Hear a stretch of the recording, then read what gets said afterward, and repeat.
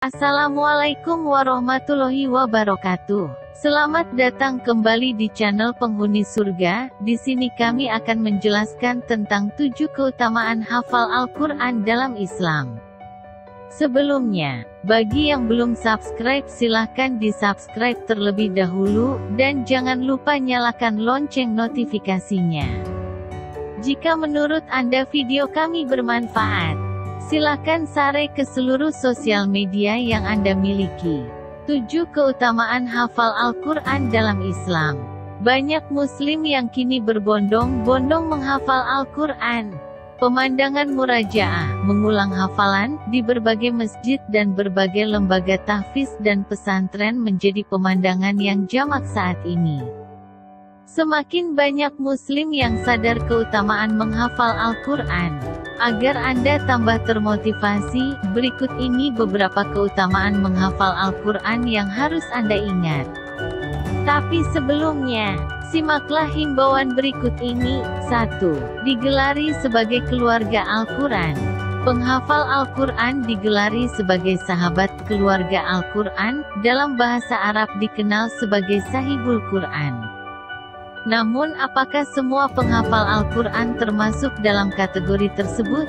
Simaklah hadits tersebut. Syekh Muhammad Nashiruddin Al-Albani menyatakan, ketahuilah, makna dari sahibul Quran adalah orang yang menghafalkannya di hati.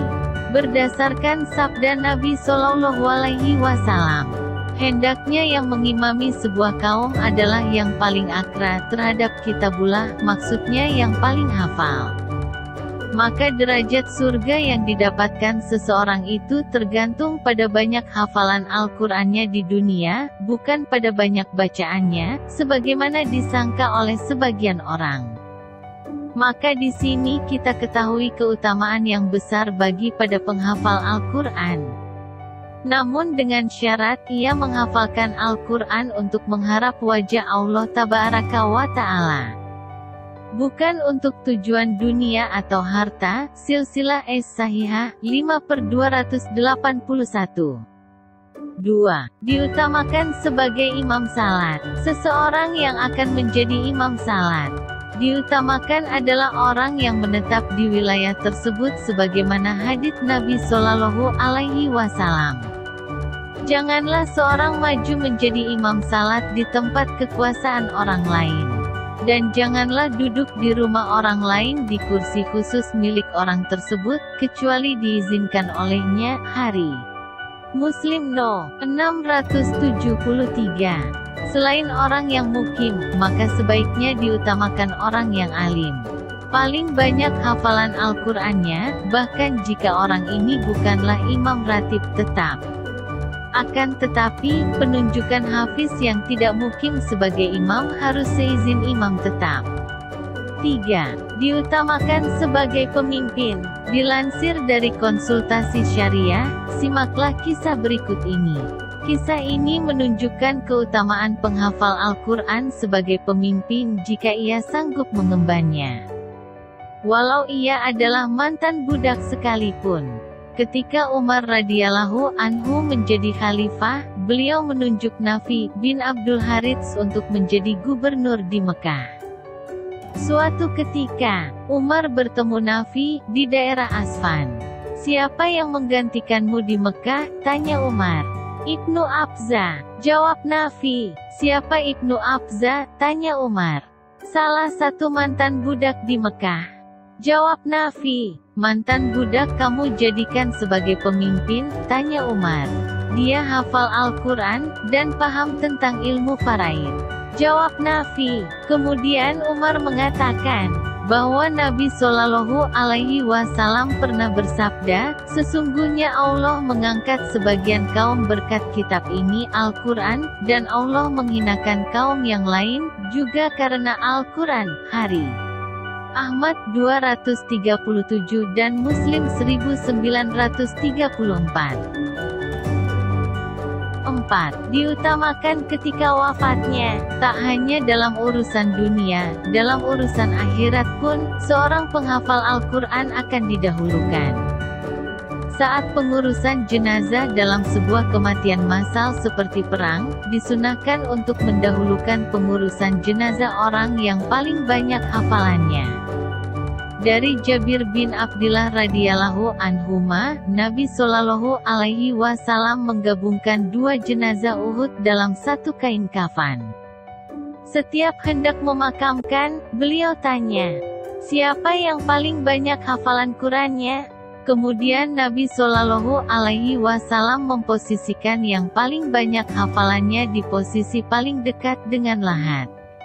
Lalu beliau bersabda, "Saya akan menjadi saksi bagi mereka kelak di hari kiamat." Hari Bukhari 1343 dan Tirmidzi 1053, 5. Diangkat kedudukannya sesuai banyak hafalannya di dunia. Di akhirat, seorang penghafal Al-Quran akan diangkat kedudukannya sesuai banyak hafalannya di dunia.